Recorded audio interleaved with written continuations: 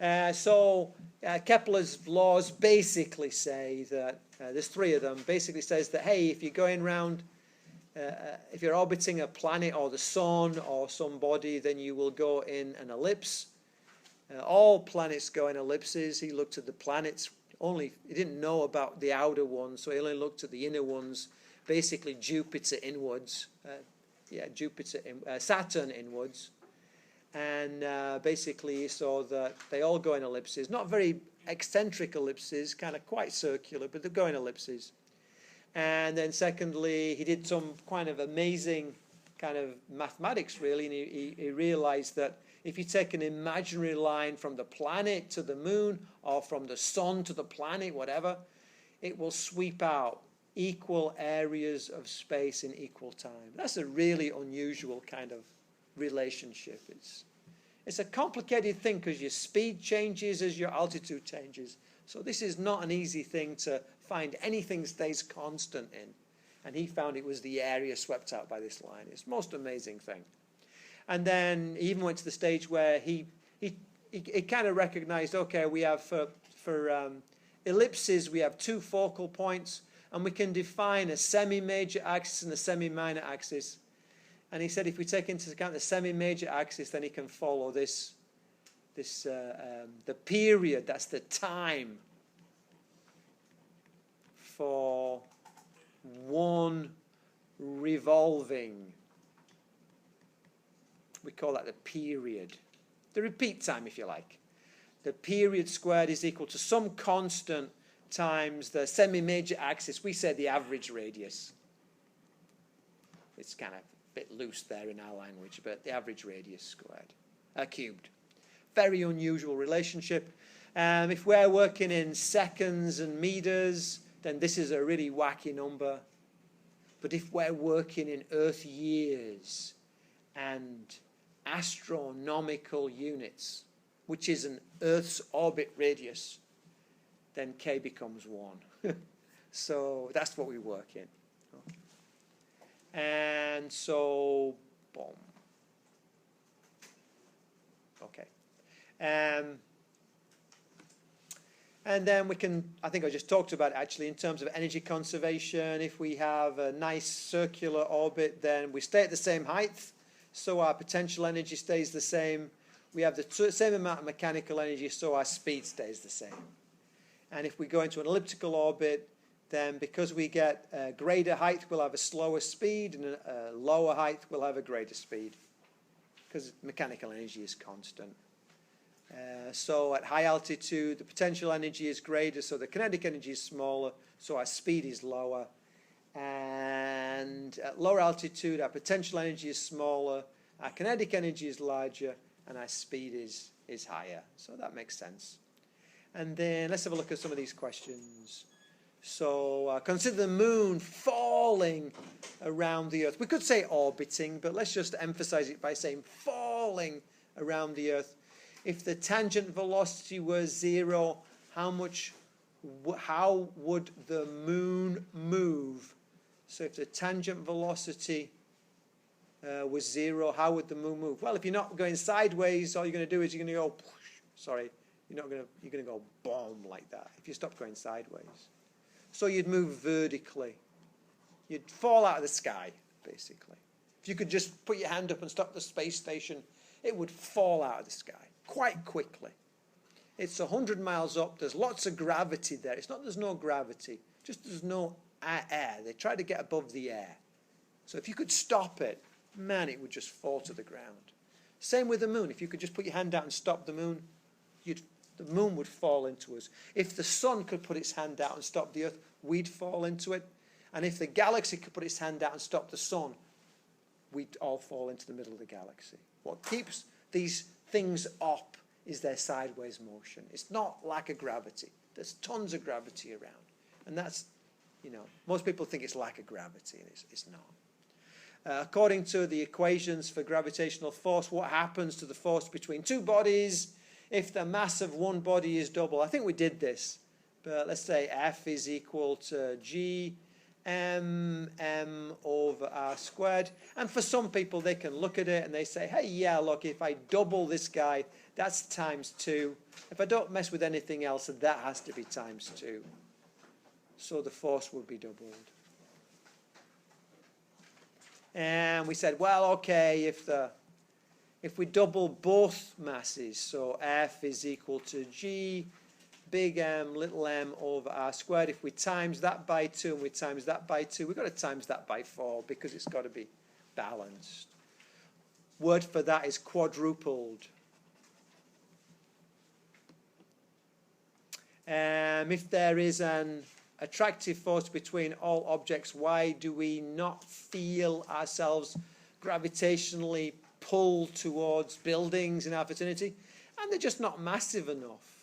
It turns out that this F equals G m over r squared. This is a tiny number, 10 to the minus 11. It's a tiny number. You need big masses to get a noticeable effect. So building, not there. Not noticeable. So we are not massive enough.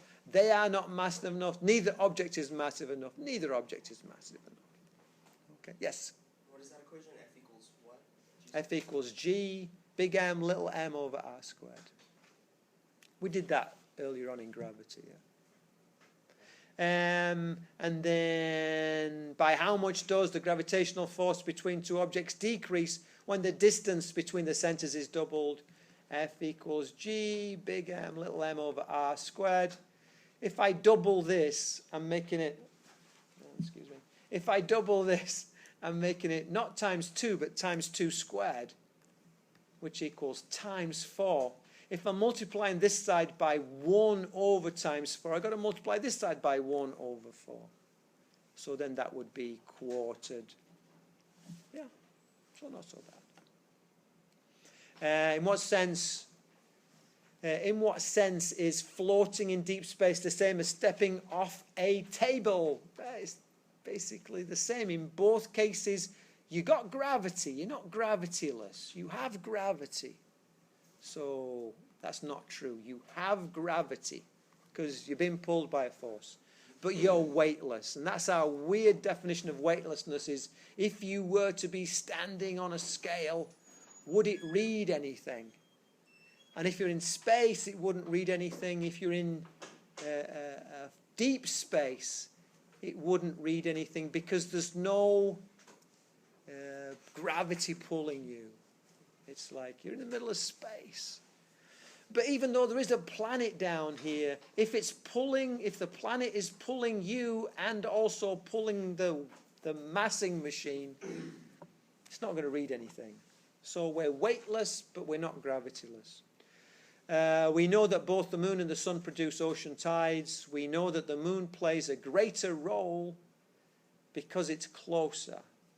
Does its closeness mean that it pulls with more gravitational force than the sun on the Earth's oceans? And this is one of these questions where it's trying to determine if you've got this idea about tides are not caused by the pull of gravity per se. It's caused by the difference in the pull of gravity between the near side and the far side. It's a differential thing. The sun pulls both sides by a tremendous amount. The sun is massive. It pulls both sides by a tremendous amount. The sun is far away, so the difference caused by the Earth's dimension doesn't make any difference. So the sun pulls both sides of the ocean, the near side and the far side, just the same. Microscopic difference. So there's no tidal effect. Whereas the moon, because the moon is relatively close, there's a significant difference. They're not as big. Neither one is as big as the sun pulls, but there's a big difference between them. And so we get tidal effects. So tidal effects are caused by the difference in the pull, not the size of the pull. And so so it says, does the closeness mean that the pull that it, meaning the sun, pulls... I've got to read this question again because I used it. We know that both the moon and the sun produce ocean tides. we know that the moon plays a greater role because it is closer. Does its closeness mean it pulls with more gravitational force than the sun? It does not pull with more gravitational force, it pulls with less gravitational force. I hope to heaven's sake that if I ask this as a test, I will get my language sorted out so that it's clearer what I'm asking. It is an awful word to put in a question. You use sun or moon, and it sounds boring, but at least people can follow it.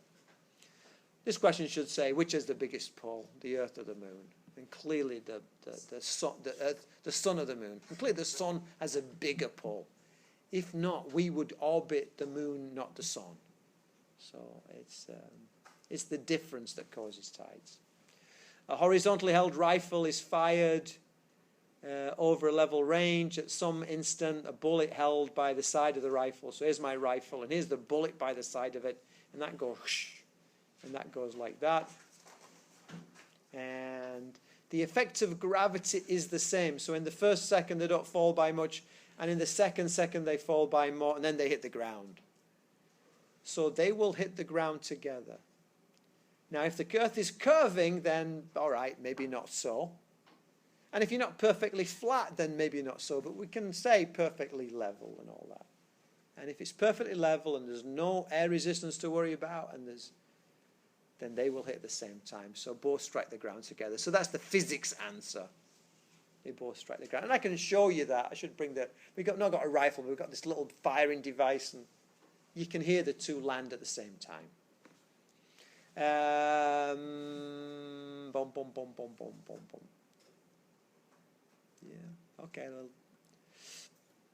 suppose a cannonball is fired at 3 meters per second. How far below the straight line would the path be after 5 seconds? I don't really care about this. I'll do it, but I don't really care about this. We say delta x is equal to vi delta t plus 1/2 a delta t squared. That's a physics 1 type thing. Delta x is equal to, well, how far below the straight line will it fall? Well, that's going to be 0 because we start off with it being on the straight line. So that goes to 0 plus 1/2. Gravity is minus 10 times 5 squared, which is minus 5 times 5 squared, which equals 5 times 25 minus 125 meters. And I just think that's a bit more than I expect you guys to walk into a test being able to do. That's a physics 1 calculation. 5 squared? Yeah, times squared. That's squared. Yeah. Suppose a cannonball is fired at 3 meters per second squared. How far downrange would it be? Downrange, 5 3s are 15. That's pretty straightforward. And suppose the cannonball is fired at 3 meters per second. Horizontally, how far downrange would it be? Horizontally, it's still 15 meters.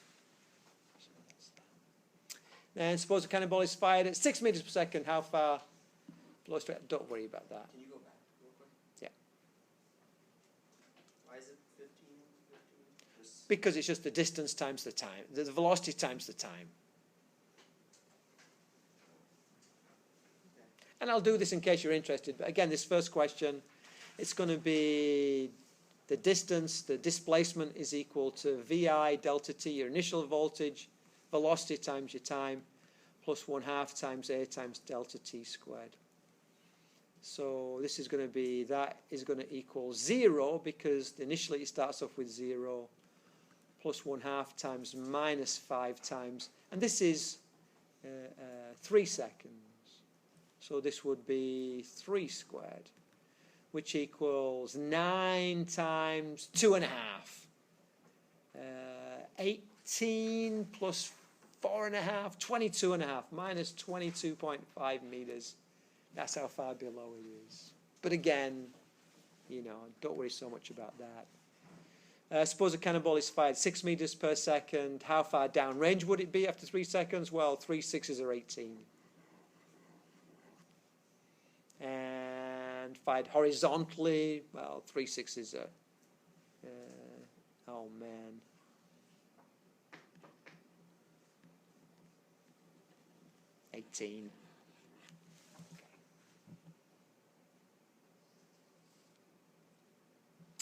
Baseball is batted at an angle into the air. If we neglect air drag, what is the ball's acceleration vertically? Well, acceleration depends upon force. Can you have a go at this one for me? Let's see how we do on this. So baseball is batted at an angle into the air. If we neglect air drag, so no air resistance, what's the acceleration? What's the vertical acceleration of the ball? Depends on the angle, depends upon the batting force, or minus 10 meters per second squared, or 0 meters per second squared. So what do you think? 2, 4, 6, 8, 10, 12. Got about 14 people here. So one more person. Yay.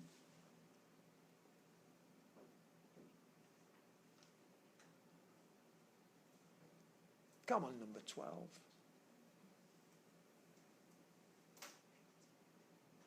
Okay, well, I'm done. And, oh, pretty split, actually. Well, the acceleration depends upon force. And force for gravity depends upon the mass of the Earth and the mass of the object and the separation between them. But there's not really any significant. In a baseball, it's not like it goes into orbit or anything. So basically, my force is constant, my weight is constant, and therefore my acceleration is constant. What is it? Well, it turns out that my acceleration is always going to be minus 10 meters per second squared on this one. Let's get rid of that. So it's always going to be minus 10 meters per second squared, because the Earth is always the same and the object's always the same, and so the force is constant. Baseball is battered at an angle into the air. If we neglect air drag, what is the ball's acceleration horizontally? Well, what do you think for that one? Horizontally now, what's it going to be?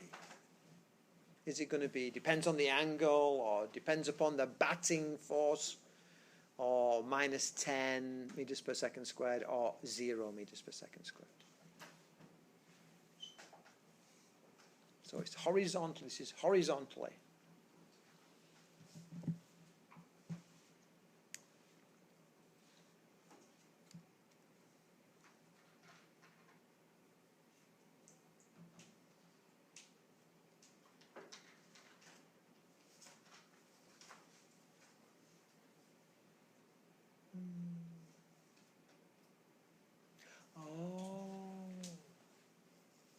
Sorry, I'm thinking about something else. Okay. So let's stop that and let's see what people said. Again, a bit split. And again, you've got to think in terms of acceleration and forces. Although the object goes like that, you know, it's left the cannon. It's left the hitter. It's batted into the air. So it's on this journey. It's on this journey here. And in this journey here, if you take any point, there's only the force due to gravity on it. There's no air drag. There's nothing horizontally. There's no force horizontally. There's no acceleration horizontally. So the answer on this one would be D. So some people were saying B depends on the batting force. Yeah, that's inside when you're hitting it. While you're hitting it, yeah, then it depends on the batting force, but not when it's going through the air.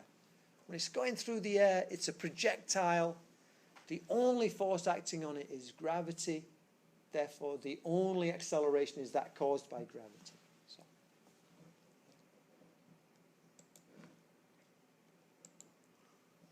At what part of its trajectory does a baseball have its minimum speed? Well, it's going to be pretty fast there going up and pretty fast there going down. A bit slower going up, a bit slower going down, a bit slower, a bit slower, a bit slower. It stops going up. But all the time it's got the same speed going sideways. So the minimum must be there. Because it's got no vertical velocity, but it's got the same amount of horizontal velocity. Does that make sense? So at what part? It's going to be top, middle, suppose there's letters on here, no? C. I think I just obliterated C. Let's see. Does a space shuttle fly at an altitude of 150 kilometers above the Earth's surface to go beyond gravity? What do you think about that one? Are you trying to go beyond gravity when you go 150 kilometers up, 100 miles up? Or is it some other reason? Beyond gravity.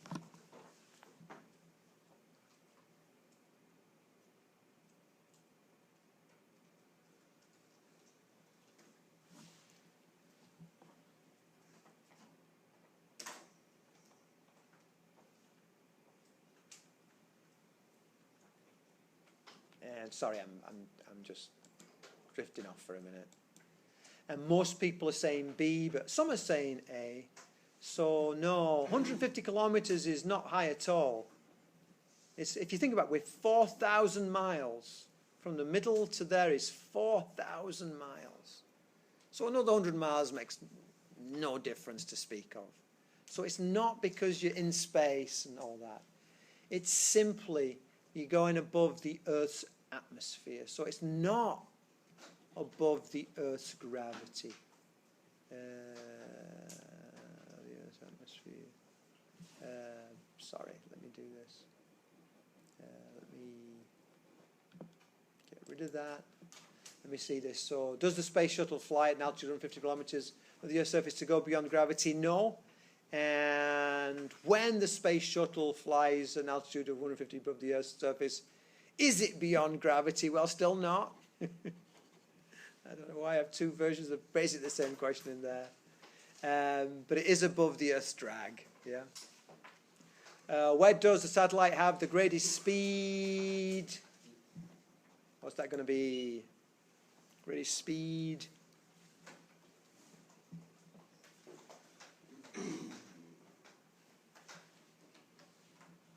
Is that yellow dot? That's the, yeah. Sometimes masquerades as the sun. Yeah. Yeah, I'm going to stop it in a minute. Let's see what we said. Mainly C. Yes, it's C. That's where we have the biggest speed because we got the least altitude. We got a constant mechanical energy, therefore we must have the biggest speed. And where does the satellite have the greatest potential energy? Must be A. Agreed? Must be A because you're highest. Now remember, we're not talking about on the page. We're talking about in space. So that's got a bigger altitude than that has, than that has, than that has, yeah? It's all going away from the planet. And then where does the satellite have the greatest kinetic energy? Must be C. Lowest altitude, greatest kinetic energy, because lowest potential energy. Cool? I think that's it. So let me put a pause on there.